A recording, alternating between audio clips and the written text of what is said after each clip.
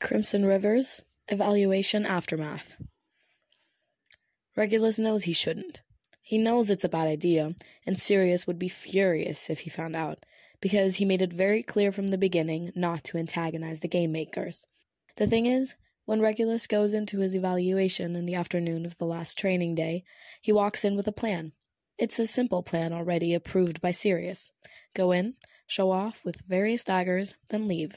Very simple. He means to do this, and he does for the most part, but, well, it's just that Regulus detests this entire experience, even more so when glancing up to see the various people up there watching him intently, laughing and looking excited when he shows them what he's capable of. Just a pawn for them, a character in their show. They don't understand the gravity of the situation. They don't know what's at stake. They don't know what it's like to be afraid, even for a moment. Regulus wants them to be afraid, to come face to face with their own frail existence. Horace Slughorn is the head gamekeeper, and he's the one Regulus aims for. It's a quick snap of his wrist, and the dagger flies through the air, burying itself in the cushion right next to Slughorn's head. Regulus aims close enough to slice off one strand of hair that drifts down to his shoulder, but not close enough to actually injure him. They all fall silent, and Slughorn slowly turns his head to stare at the handle of the knife with wide eyes. He reaches up and pulls the hair off his shoulder, holding it up in visible disbelief, and they're all shaken. Regulus can see that it scared them, and he relishes in it. When they all look at him, he gives a mock bow and walks out with his head held high. Yeah, Sirius can never know about this. "You threw a dagger at his head?" Sirius bellows, feeling dangerously close to going fully fucking mental. He raises his arms and waves them wildly. "Have you lost your mind? What are you thinking? Do you have any idea? Can you just not?" Regulus cuts in warily, rubbing the side of his head with a sigh. "How did you even find out?" "Slughorn came complaining to me about it, telling me to keep my tributes in line." Sirius snaps, his nostrils flailing. "You can't just do things like that, Reggie. You don't understand how you put not only yourself, but James and also me at risk when you act like a selfish, unthinking child." Regulus glares at him. "That's rich coming from you." "This is the Hallow," Sirius explodes, smacking the back of one hand into his other open palm. "The rules are different here. You can't just do whatever you want to whoever you want just because you're feeling a little angry. Breaking news, but we're all feeling a little fucking angry. Every move you make, every word you speak, every choice you go with, it reflects on you, and not only you, but on us. And that controls just how much fucking danger we're in. Do you understand?" "Well, clearly you're blowing this out of proportion," Regulus snaps defensively, gesturing to the screen. "You saw my score. I was higher than everyone else." Sirius could strangle him. He could actually strangle his stubborn, innocent little brother. He really could. "That's not a good thing, Regulus. That's bad. That's very, very bad, you fucking idiot. What do you think that score tells everyone else, huh? What do you think it tells the enemies you've already made? Go on." Regulus doesn't answer, choosing to look away, his jaw clenched. "It tells them that you're a threat, and not only that, but you're a bigger one than they realized. It makes them bitter and eager to hunt you down and slaughter you. They were already planning to do that anyway, and you know it," Regulus grits out. Can you at least fucking try to listen to me?" Sirius hisses, his blood pumping, pent-up anger and stress and worry leaving him restless and itchy. "I need you to care. I need you to use your fucking brain. I am responsible for you. Do you realize that? Everything you do, it falls on me as well. And that puts me in danger and makes my job to help you survive in that arena just a bit harder. So, if you could just—" "All right," Regulus shouts, throwing his hands up as he shoves himself up from his seat. "All right, I get it. Just shut up, would you? I think you've made your point, Sirius. I can't do anything right for you. I'm not enough like James. I'm a fucking disappointment. Right, got it. You've only been making that very blatantly obvious for the last decade." Regulus whirls around and marches off, and after a long beat, there's the loud slam of his door. Sirius stares after him, passing his hand over his mouth as he exhales harshly through his nose, fighting the lump that's forming in his throat. His eyes sink shut for a brief moment, and then he drops his hand and glances over at Pandora and James, who are both very still and very quiet in their chairs. "Good talk," Sirius mumbles, heaving a sigh as he shakes his head and turns to move into the kitchen, going primarily for the liquor cabinet that's waiting in there. Sirius, that's James, of course, following him and speaking gently. When Sirius glances over at him, James's eyes are sad. I have to be harder on him, you know that. Because he's in so much danger, James. He doesn't even realize. Sirius chokes off, his head ducking as he stands before shelves of wine and various liquor for him to choose from. "Sirius," James repeats, even softer this time. Staring at the drink options is pointless when his vision is blurring with tears. Sirius swallows thickly. That score was a punishment, and they'll punish him in the games. He's going to get himself killed. He's... "Hey, stop, Sirius, stop," James whispers, moving over to grab him by the shoulder, turning him so that they're looking at each other. "I'm not going to let that happen, all right? You can try. We both can try, but sometimes..." Sirius inhales sharply, the tears spilling out when he blinks. "Sometimes it's not that simple, James. And then there's you, because you've decided..." James cuts him off by pulling him into a tight hug, and Sirius's words fail him from here. He doesn't try to say anything else, unwilling to voice how unfair all of this is, how hard it is, how it's chipped at him and wearing him down until he's feeling like he's falling apart all the time. Instead, Sirius buries his face into James's shoulder and tries not to cry too much. It feels wrong, in a way, to need James to comfort him now, when he's the one going into the arena. Sirius should be the one comforting him, and he knows it. He hasn't really had the time between trying to do everything he can to keep them both alive. How James is handling all of this, Sirius doesn't really know. He doesn't think James would be honest about it either. James can act like he's settled in his choice all he likes, but Sirius knows it's not as simple as that. People aren't just at peace with their decision to die in a situation such as this. James must be scared, worried, stressed. Yet, despite it all, he's the one holding Sirius right now, as steady as a rock. Sirius pulls away, ashamed, and he shakes his head as he swipes his wrist under his eyes. He turns to compose himself, grabbing the first bottle of amber liquid he comes across and 2 glasses. The worst part is, Sirius still hasn't faced it, hasn't come to terms with James's choice. He knows James wants him to respect it, but how is Sirius supposed to do that? With his little brother on the other side, it's all so fucking complicated. Sirius still doesn't know how he's supposed to do this, and yet here he is, doing it. Because that's all he can do. "Regulus didn't mean that, you know?" James murmurs as Sirius pours them both a glass. "Yes, he did," Sirius rasps, sitting the bottle down. "And he's right, isn't he? When I got back from the arena..." "When you got back from the arena, you were hurt, Sirius. You don't need to apologize for how you healed. How you're still healing," James says firmly. "You did nothing wrong by leaving that house and coming to mine." "I asked him to come," Sirius confesses for the first time, and James looks surprised. Sirius looks away. 2 years later, 2 years too late. "I asked him the day you moved in," James admits. Sirius stares down at his drink and whispers, "He needed to hear it from me. He needed me to be the one to ask, and I didn't. I didn't until I knew he wouldn't come." "You didn't until you could," James corrects softly. "Sirius, don't feel guilty for what you went through. You did your very best."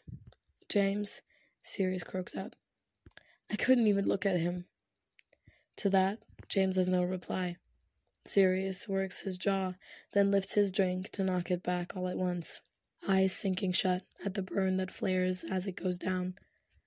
The truth is, Sirius couldn't look at Regulus, couldn't be near him, couldn't talk to him, couldn't do anything with him or for him because Sirius was a fucking mess. He was broken irreparably, and he didn't know how to handle it. Sirius couldn't figure out how he was supposed to look at his little brother in the eye, knowing that Regulus watched him murder in his name. Everything Sirius did, all of it, was so Regulus didn't have to. And that's a lot to put on someone, especially a 15-year-old boy who looked up to him. Sirius returned home wrong, and he didn't want Regulus to know, to see it. He's Regulus's older brother, the one who carried him around when he was tired and took care of him when he was sick and volunteered when his name was called. Sirius didn't want Regulus to see what he'd become, to look at him and remember what he'd done for him. Regulus was the mirror that Sirius was avoiding, too horrified by the reflection of what he had done to even come close enough to catch a glimpse. Regulus couldn't look at him either. Sirius doesn't remember much from that first year when he returned, but he does recall that Regulus was different, harsher, colder, distant, and defensive.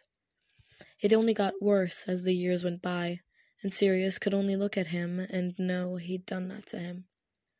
It was his fault.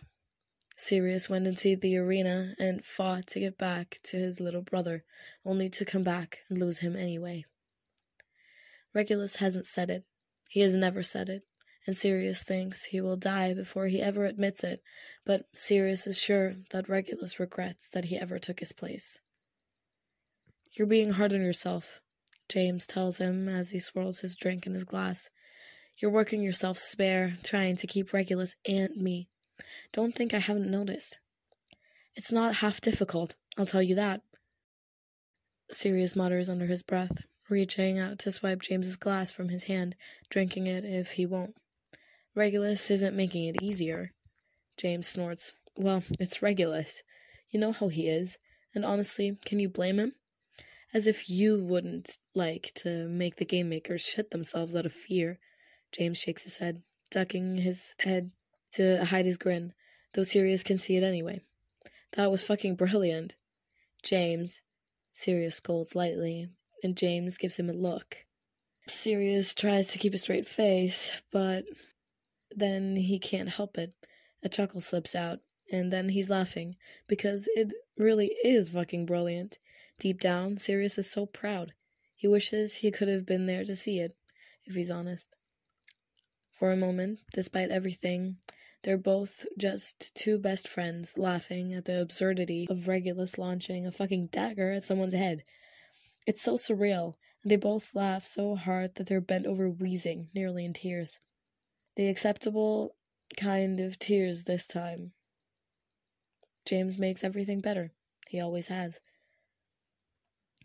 "What's worse," Sirius continues as the laughter fades, "they all think you and Regulus are in some sort of personal battle.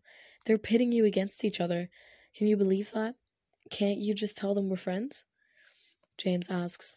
"Oh, I could, and I've tried, but that's not what they want to hear," Sirius complains. "They want drama. They want a story they can invest in.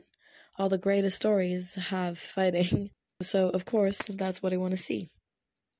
"I know you're worried," James says, "but what happens will happen regardless. I know you're trying for both of us, and you're doing all that you can, but you have to take care of yourself, too. You have to take care of yourself, Sirius." He swallows, looking more solemn as he holds Sirius's gaze. "You have to. Do you understand?" Sirius's lungs seem to shrivel. "James, even when—" James takes a shaky breath, dropping his gaze as he exhales, eyes squeezing shut. "Even when I'm not here to make sure that you do. You have to take care of yourself." "James, don't. I can't. Promise me. Stop it," Sirius chokes out, his eyes stinging again. "He can't do this. He can't claw himself out of this state of denial. It's a weak, desperate thing to cling to, but he won't accept anything else. He won't do it." James reaches out to lay his hand on Sirius's arm, chasing Sirius's gaze until he can't evade him anymore. "Please, Sirius, I need you to promise, and I need you to keep it. You have to, all right? I need you to do that for me. Will you do that, please? Sirius will do anything for James, but he doesn't know how he's supposed to do this. He doesn't know how he can. Yet, Sirius rasps, I promise. The thing is, it's a lie, because Sirius will do anything for James, but he won't be able to do this. Thank you, James whispers, none the wiser. Regulus isn't in his room when James knocks and tentatively pokes his head in. It's been over an hour now, so James is hoping he's cooled off even just a bit. The door to his balcony is cracked, a gentle breeze flowing in. James approaches it, then hesitates, then shakes his head and keeps going. The balcony is wide enough to hold 2 chairs and a small table between them, a crystal ashtray sitting in the center. James isn't surprised to see that it's empty and clean. Sirius is the one who smokes occasionally, not Regulus. As for Regulus, he's just sitting in the chair with his legs folded up under him as he peers down at the people walking on the streets, looking like strange, colorful ants from this height. Regulus doesn't even look up as he sharply says, "What makes you think I want anything to do with you right now?" James says, and Regulus sighs. There's a long beat of silence before James carefully settles in the open chair, clearing his throat. Well, better me than anyone else, I'd assume. I mean, I can go get Sirius if you like. I'd rather not be bothered by anyone, Regulus clarifies. I just want to check on you, James murmurs. I'm fine, Regulus says. James studies him and quietly asks, Are you? I have to be, Regulus tells him. We all do. None of us are, and we can't be, not with all of this, James counters, turning his head to watch the people in the street with a small frown. I don't think trying to force ourselves helps any of us, and pretending to be fine is pointless. Regulus doesn't say anything. He just hugs his legs closer to his chest, leaning his chin on his knee. He's had a shower. His hair is damp and curly, and he's changed into soft clothes, like he's ready for bed. He looks sleepy, actually, or maybe just tired. There's a difference. One is adorable, and one is sad, and somehow Regulus manages to be both. Sirius? I don't want to talk about Sirius, James. I really don't. Right. James releases a quiet sigh, tucking his lips in and ducking his head to stare at his fingers in his lap. He pinches one of his knuckles, then glances back up, scanning the side of Regulus's face. Do you remember your 15th birthday? Regulus lifts his head slightly and turns it just to rest his cheek on his knee, looking at James through half-lidded eyes. There's a ghost of a smile on his face, faint and barely there. His voice is so soft when he says, Yes, I remember. It snowed the night before, James recalls, lips tugging up at the corners. Sirius dragged you all the way to my house in at least 5 layers, and that hat you used to always wear, the lumpy one with the little frayed ball on top. Sirius made it for me, Regulus murmurs, his eyes drifting shut. Like this, he looks peaceful. It used to have a bell on the ball, you know? That way Sirius could hear me coming. He used to say I moved like a ghost, too quiet. That was before you two met. By the time you came into the picture, the bell had stopped ringing. We could never work out why. I never knew that, James muses. That day, your birthday, I remember we spent hours outside in the snow. We built that snowman on my front lawn, and you just put your head on it.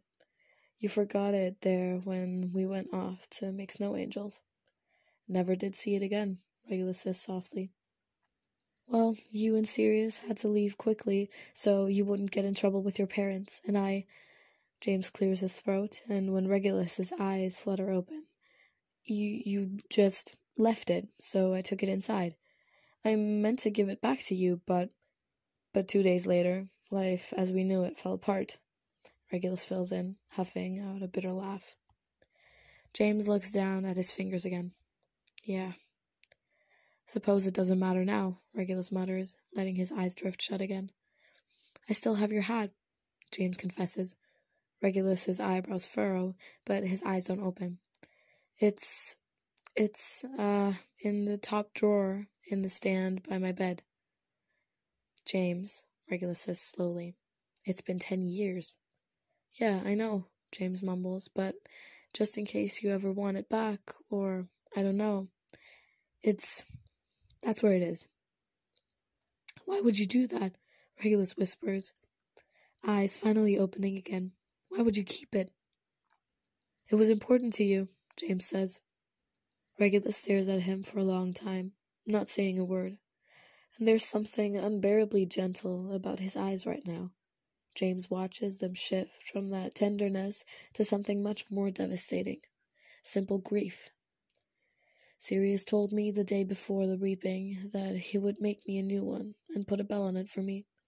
I never saw that one either. James struggles to speak past the lump in his throat and finds that he can't, because it goes so much deeper than just a hat, and he knows that. For Regulus, for Sirius, it's about all that changed for them both. They were so young to have gone through so much. Neither of them deserved it. None of them deserve what they're going through now. That sounds stupid, doesn't it? Regulus asks, dropping his gaze to his own fingers that pluck at the seam on his knee. There's no loose thread, but he's searching for one. What does a hat matter in all of that, really? It doesn't.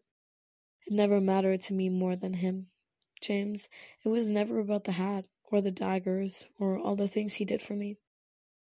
I know, James rasps, and Regulus closes his eyes again, not speaking for a long time. His fingers drift up and down the scrunched seam where his knees bent. He couldn't seem to find a thread to pluck on. James focuses back on his fingers, his chest feeling tight. I remember the snow in your hair. What? Regulus mumbles, one eye cracking open lazily, almost like a cat. No, exactly like a cat. A very suspicious cat that wants something but won't tell you what it is. James coughs and reaches up to scratch at the back of his neck. Just on your birthday, I remembered that snow got into your hair when, after you got up from the snow angel you made. You'd already taken your hat off, and there was a bit of snow in your hair, like a faint dusting of it. I don't know why. I just remember it. Okay, Regulus says, both eyes open now, but not very much. He's just squinting at him, still suspicious. I don't know, James mutters, dropping his hand to thread his fingers together. He stares down at them, but his mind seems to rewind, casting back to that day. You looked really happy. I think that's the last time I saw you look that happy. I remember just after. I was laughing with Sirius, and a fucking snowball just hit me in the back of my head out of nowhere. Regulus's face twitches, and there it is, that tiny smile that opens up his eyes a bit more, showing how warm they can be when they're filled with amusement and secret delight. I wanted your attention. You got it, James replies dryly, and Regulus turns his head to press his smile against his knee. James wishes he wouldn't. He wants to see it. Yeah, you definitely got it. It's true. James remembers that moment in perfect clarity, because it was an impactful one. Sirius had been chattering about the snow fort they just had to build, speaking grandly about how magnificent it would be, and James could only laugh about each ridiculous additional idea he kept coming up with, as well as the silly names he just suggested for it. The thing is, James did hear Regulus call his name the first, second, and third time. He just didn't care enough to turn around, much more interested in what Sirius was saying to pay attention to his little brother. Regulus stopped calling his name, and James promptly forgot all about him. For about 5 seconds. Regulus, who was becoming less and less shy as he got older, launched a snowball at the back of his head so hard that Sirius had shut up mid-sentence, and James had just gaped at him in pure disbelief for about 2 seconds. Sirius, of course, proceeded to roar with laughter, literally folding in half and slapping his knee, a stream of praise for his little shit of a brother falling out of his mouth. Meanwhile, James slowly reached up to brush the clumps of snow out of his hair and pivoted on the spot, fully prepared to threaten Regulus and immediately retaliate by pelting him with snowballs, except he never quite made it that far. Regulus was standing there with a giant dusting of snow in his dark hair, face flushed with delight, eyes bright with pure satisfaction. He was grinning and wiping his gloves together to get the snow off. It was the first time James had ever looked at him and thought of him as anything other than Sirius's little brother. His breath had caught, because that was the moment he realized Regulus was utterly, undeniably beautiful. Regulus had fixed his face into something neutral, despite the bright gleam in his eyes, and he'd arched an eyebrow right at James as he said, "I was talking to you. Don't ignore me." From there, James never ignored Regulus again. But really, nothing was the same after that. 2 days later, Sirius was volunteering to go to the arena so Regulus didn't have to. And Regulus started ignoring James. He never quite stopped, and it only got worse when Sirius made it back home. Regulus's distance had shifted into hatred at some point, and James just had to live with that. Sometimes James wonders what would have happened if Regulus's name had never been called, if Sirius didn't volunteer for him, if the games didn't exist at all. Sometimes James wonders what would have happened if he and Regulus had bothered to pay attention to each other at the same time. There's no point in wondering, really. He'll never know. "That was a good day," Regulus murmurs, his face soft with fondness. "The last good day, I think, before everything." "You never did tell me what you wanted," James says, which makes Regulus blink over at him. "I mean, you hit me in the back of the head with a snowball, but you never did say why." "I just wanted you to look at me," Regulus tells him, then jolts and squeezes his eyes shut. Wait, no, I didn't." "Oh, is that so?" James teases, leaning forward with a grin as Regulus groans and begins repeatedly tapping his forehead to his knee. His cheeks are turning red. "You wanted me to look at you. That was all? So you hit me in the back of—" "I was 15, Regulus hisses, head snapping up as he glares at James. "Only just. A very violent 15-year-old. You wanted my attention enough to give me brain damage." "Oh, please, I did not hit you that hard." "It hurt, Regulus." "It did not hurt. Stop exaggerating." "It did, too." "Well, maybe you shouldn't have ignored me then." James hums and braces his elbows on the table, flicking his gaze over Regulus's face. The fading red in his cheeks, the secret smile at the corner of his mouth, the flash of humor in his eyes. "That was the last time I made that mistake. That was the last time I cared if you did or not," Regulus informs him bluntly, fucking ruthless about it, without even having to try that hard. In a split second, all the delight and humor had drained away, and that secret smile has flickered out of existence like a candle being blown out.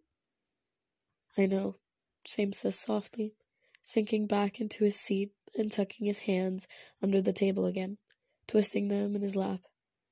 He watches Regulus's lips press into a thin line before he looks away to stare at his knee, and James drops his gaze to his restless fingers right after. The silence stretches between them, heavy and stilted. James doesn't know how to break it, and Regulus clearly doesn't care to, so it remains unbroken. Even here, in the silence, James is overly aware of Regulus. It's been 10 years, and James still can't find it within himself to ignore him ever again. Maybe somewhere deep down, where that happy 15-year-old is still alive, despite everything that's tried to smother it, including the 25-year-old that he is now. Maybe there, Regulus still cares. because he eventually does break the silence to say, "Thank you for keeping my hat." "You're welcome," James replies quietly. And he doesn't say that Regulus will see it again, but he will. He knows where it is now, and James is going to make sure he gets it back. He'll wear it again when this is all over. James is so fucking sad that he'll never get to see it. Remus stares at the door in front of him, the inside of his bottom lip caught as he worries it between his teeth. It's such a simple thing, just lift his hand and knock. He does it all the time, but never in the last 5 years has he done it of his own free will, just to show up and seek someone out. It infuriates him that there is fear mixed up within him for doing one simple thing. He's been trained, conditioned to not do this, and he hates that he's struggling with it now. A self-imposed restraint that he would have snarled at and shook off only 5 years ago. Now he can't even knock on a door. Remus takes a deep breath and slowly releases it, waiting for the anxiety-induced racing of his heart to slow. In and out he breathes, looking down at his feet. There's trust in this, too, and it's Sirius. It's Sirius who has been nothing but kind to him, who has given more reason to trust him than anyone else ever has in the last 5 years. Sirius even told him he could do this, could come and go as he pleases, so there's no need to restrain himself. The worst that happens is that Sirius turns out to be a liar, and Remus ends up dead. Or worse. Well, that didn't help at all. Remus squeezes his eyes shut, frustrated beyond measure, and he starts to turn away before he forces himself to stop. In all of this, Remus never wanted to lose himself. He never wanted to let them win. This would be letting them win. The fear means they already have. Clenching his jaw, Remus lifts his hand and holds his breath as he knocks. He only does it twice before he's snatching his hand back, his heart racing, nerves pulled tight enough to snap. He shouldn't be here. He shouldn't. "Remus?" Sirius blurts out as soon as the door swings open, his tired eyes immediately growing wider and filling with a startled spark. His hand fumbles on the doorknob, nearly making him stumble, and he violently clears his throat as he straightens up, a weak smile working onto his face. And just like that, Remus isn't scared anymore. It's strange what a sense of identity can do for someone, and Remus feels more real each time Sirius says his name. "Sirius, hi." "Hi, hello, hi," Sirius says, then huffs out a breathy laugh and scrunches his nose. I said hi twice." "You did," Remus confirms, lips twitching. "Right, sorry, hi," Sirius tells him, then squeezes his eyes shut, cheeks stained red. "Sorry, that's probably the last one. Maybe." He coughs and lifts his head again, a sheepish, mortified half-smile on his face. Did Pandora send you? I didn't request more towels." "No, she didn't, and no, you didn't." Remus agrees, and Sirius blinks at him. Remus wavers, suddenly unsure how to even explain what he's doing. It's been too long since he's had any social interaction, honestly. He thinks 5 years ago he would have been more discreet, maybe less blunt, but now he's a lot more direct. "I came here on my own." Sirius blinks again, and then his whole face lights up. "Oh, you did? That's great. I mean..." He rocks back on his feet, grinning broadly. "Sure, of course. Not that you can't. You can do whatever you want, but why? Just, do you need something specific? Can I help you with anything?"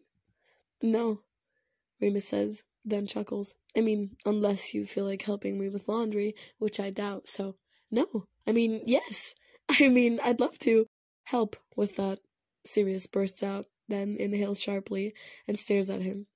Remus struggles so hard not to smile, and then he wonders why he's fighting it.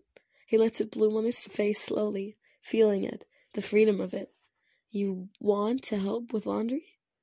"Well, if you're offering..." Sirius reaches up and scratches at the side of his neck, shrugging. "I have the time." "All right," Remus says slowly, cocking his head.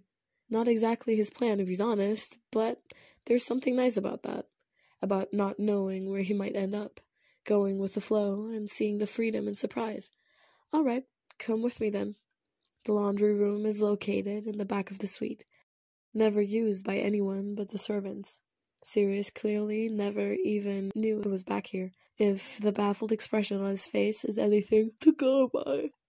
Remus wonders what he thought happened when his clothes disappeared and reappeared in his closet, when his towels were taken and replaced.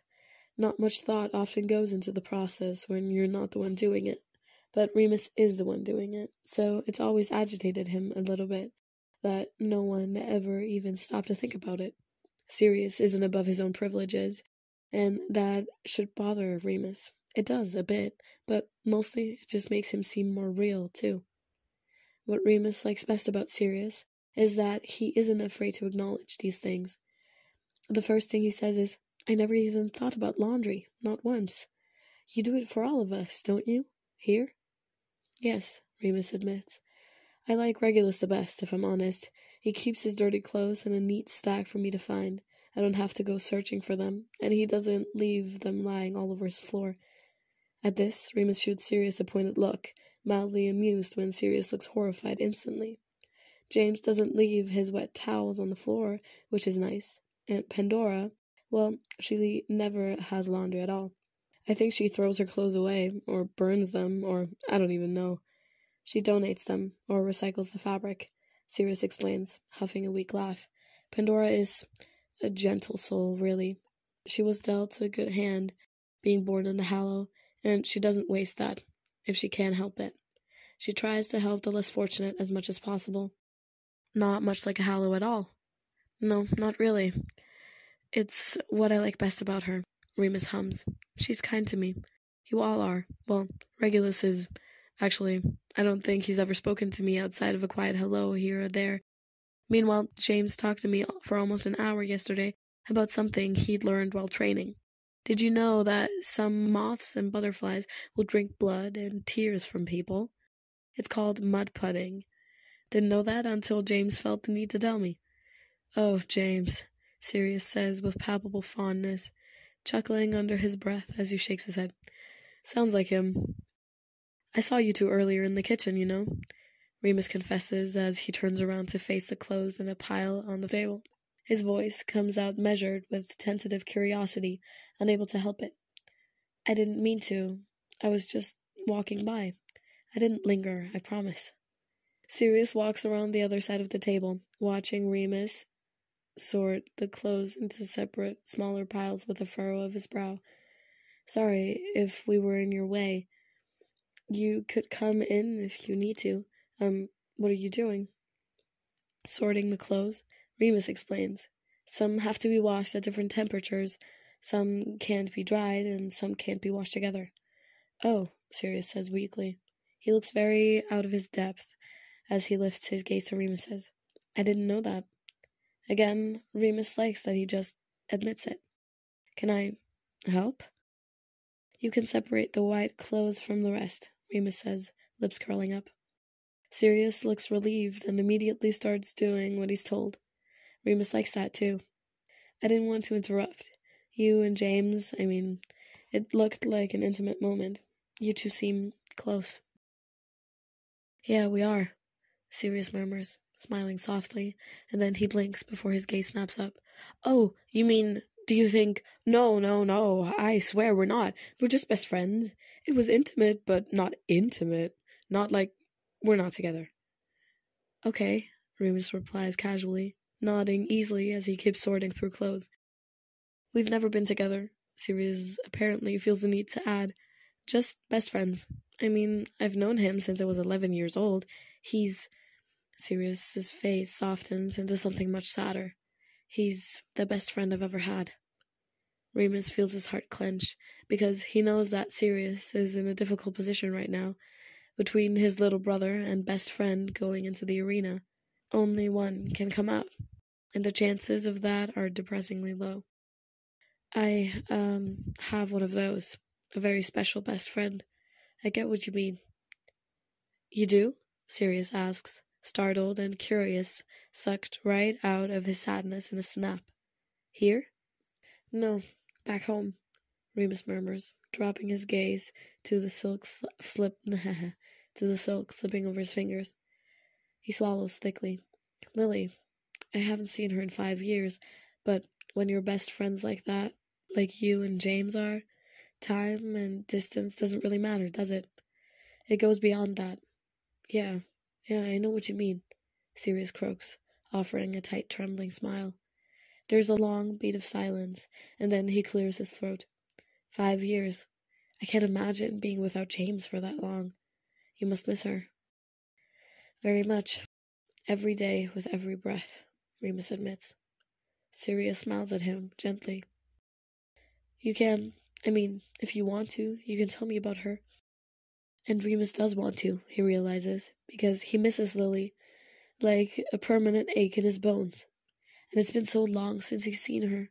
He's starved, in a way, desperate to take the chance to talk about her. It's like he can keep her closer if he makes her real to someone other than him.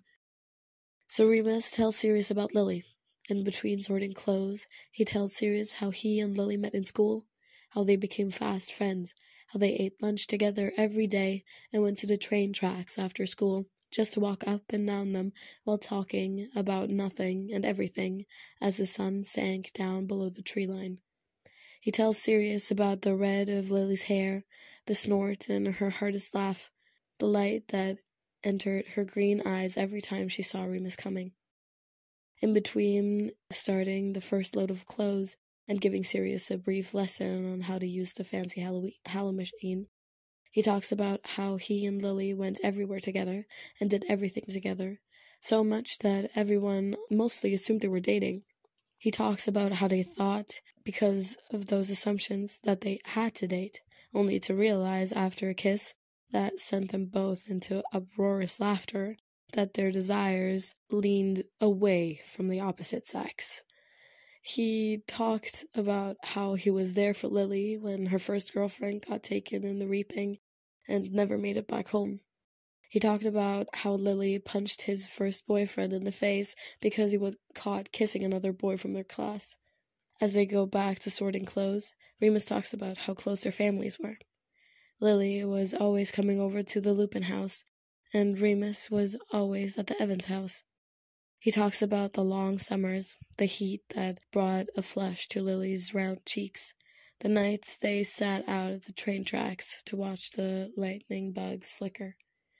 He talks about their tradition to get high the night before every reaping, smoking and giggling like they had no worries at all. Remus doesn't talk about when it went wrong, when it all fell apart, when he and Lily were crossing the train tracks for the very first time, running for their lives and going farther than they ever dared to, blood on their hands and oars on their heels. He doesn't talk about how only one of them could get away, and how he made sure it was her. He doesn't even breathe a word about the fact that he doesn't know if she managed to or not, if she's dead or alive. If she did escape, where is she now? Because he doesn't mention these things, Sirius essentially shatters his heart by tentatively saying, I have to be there on the tour back through the districts, so if you wanted to write her a letter or just send a message, I don't think it would be impossible for me to get to her. Thank you, Remus says softly, swallowing down the lump in his throat, but it would be impossible. I appreciate the offer, though, really. You're very kind, Sirius. All right, Sirius murmurs, eyebrows furrowed. If you change your mind, the offer is always open. Remus gives him a tight smile and turns away to put the first load onto the dry, then turns back and clears his throat. The rest of this is really tedious, and there is nothing more that you could really do to help me, so you don't have to stay. Thank you for all your help, but I have it from here. I didn't really do anything, Sirius says. You listened, Remus tells him. That's more than anyone else in the Hallow has ever done. Sirius scans his face, then he takes a deep breath before slowly releasing it. Remus, you don't need an excuse to tell me to go away. If if you want to be alone, you can just tell me you don't want my company. It's all right. I'm not going to. I said you can do whatever you want, and that can include telling me to piss off. You don't have to hold back with me, all right? Having it put to him so bluntly makes him realize that this is a fear too. A faint, flickering fear in the back of his mind that this newfound freedom Sirius has granted him could be taken away if Remus upset him in some way. It's such a small concern that he didn't even notice it, because he doesn't really believe it. Doesn't really think Sirius would make something like this conditional. He's so earnest, and Remus can feel his trust in Sirius growing stronger with every interaction. That doesn't mean it's easy. That doesn't mean Remus isn't unconsciously being careful, having doubts, clinging to restraint he's had rewired into his brain after 5 years. It's like a leap of faith, pushing boundaries even when Sirius tells him that he can. This is bigger than a knock on a door, and yet, with Sirius right there, he's not as afraid as he should be. I'd like for you to leave, Remus says, and immediately his heart jolts and takes off in his chest, his stomach dropping right out from under him. All right, is Sirius's quiet response, a tiny smile flickering across his face, and then he pulls back and starts to leave. Sirius? Remus blurts out, a little breathless, and Sirius pauses to glance back, blinking and waiting. It's strange. Remus wants to shrug back into freedom like a familiar, beloved cat. It doesn't say cat. Beloved coat, but less so when it involves freedom from Sirius. It's not that Remus forgot he wanted things. It's that he forgot he was allowed to. He's relearning to navigate that, and he wants to do it with Sirius. I only want a bit of time. I still have to make dinner when I finish with laundry, so if you wanted, you could help with that too. You don't have to do that, Remus. Sirius says, fuck me. I know I don't. Remus breathes out. I know, Sirius. Sirius bites his lip. You know, I'm not going to be of much help in the kitchen. Well, that's the thing, Remus tells him, huffing out a soft laugh. It's your company I really want. If you're sure, Sirius says, holding his gaze, his lips twitching at the corners, like he's struggling not to grin. I'm very sure, Remus replies. Well, all right, Sirius muses, tucking his lips in, eyes bright. He nods and clears his throat. I'll just go make sure I don't have any clothes strewn over my floor. Remus looks down with a smile. Much appreciated. I'll see you in the kitchen in an hour then.